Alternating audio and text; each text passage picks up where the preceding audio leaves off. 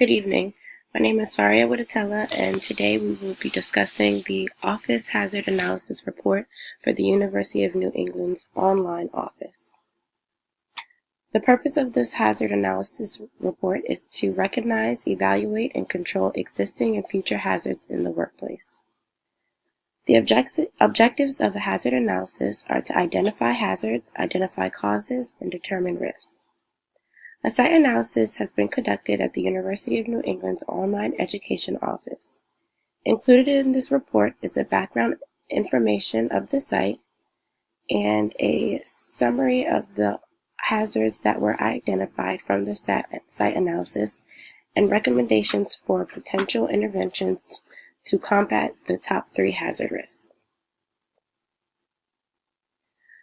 We will go on to discuss the site background, which includes employee demographics, working conditions and environment, safety committee, OSHA activity, and incident rates. The University of New England's online education office is located in Portland, Maine. They are approximately 60 full-time employees, 40% male and 60% female, age ranging from 22 to 50 years old. The highest education level achieved is 45% college, undergraduate degree, and 55% graduate.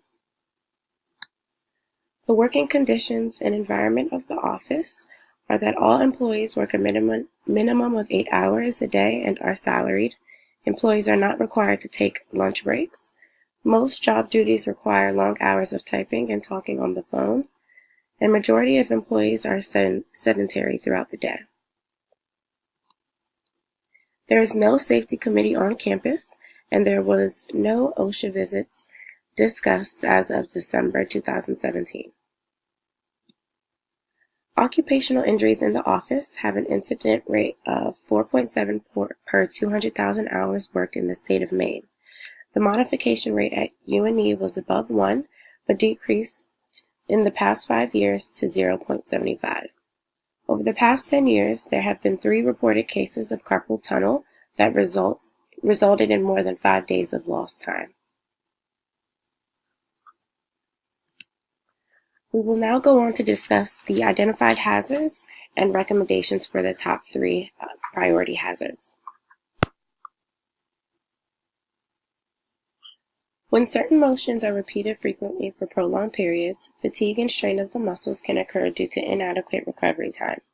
Repetitiveness usually involves the use of only a few muscles, which can become extremely fatigued, while the rest of the body is tense and unused.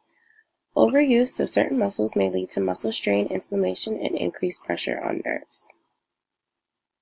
Employees stated that work hours required over 8 hours of sitting at the desk, and because they are not required to take breaks, majority of employees become sedentary throughout the day, which may increase the health consequences of an inactive lifestyle. Tripping hazards were identified on site, including open cabinets, chairs in the aisles, clutter, and close proximity of workspaces.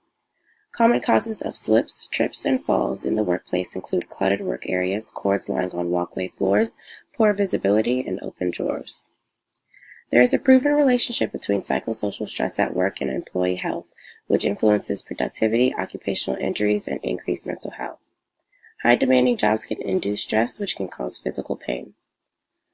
Although high hand force was not observed on site, the commonality of wrist injuries and carpal tunnel reports may conclude that pinching large files is a safety hazard.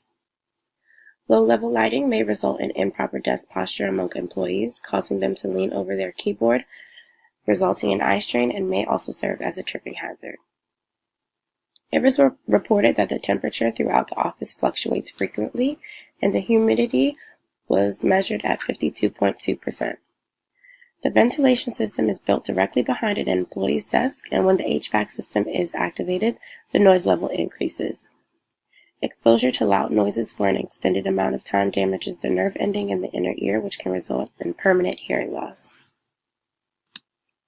Employers have a legal responsibility to provide a healthy and safe work environment. Once employers and employees are aware of the risk factors associated with specific job duties, steps should be taken to review workstations, tools, and/or the flow of work. In order to reduce work-related upper extremity musculoskeletal disorders such as carpal tunnel syndrome, job descriptions must be reassessed and revised to align with employee needs. To improve ergonomics, employers may work with someone trained in ergonomics and health and safety in order to evaluate risks, provide training to workers on how to avoid or eliminate hazardous motions or postures, conduct a quarterly survey of employees to identify problem areas, discuss redesigning the works or tools in problem areas such as personalized desks and chairs and offering wrist support pads, implementing required breaks, and incorporating headsets to alleviate neck and shoulder strain when answering phones.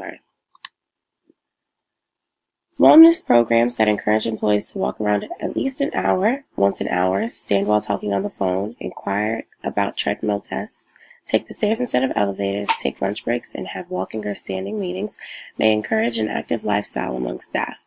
Providing incentives for health challenges may increase company morale as well as influence prolonged efforts to engage in an active lifestyle. Employers may implement a fall prevention policy by requiring staff to push chairs under desks when unoccupied, close cabinet drawers when they are not in use, and prohibiting cords from extending through walkways. Between the National Institute for Occupational Safety and Health hazard review evaluations, employers should conduct their own hazard safety assessments periodically to identify new hazards. Now I'll be taking this time to answer any questions, comments, or concerns. Thank you.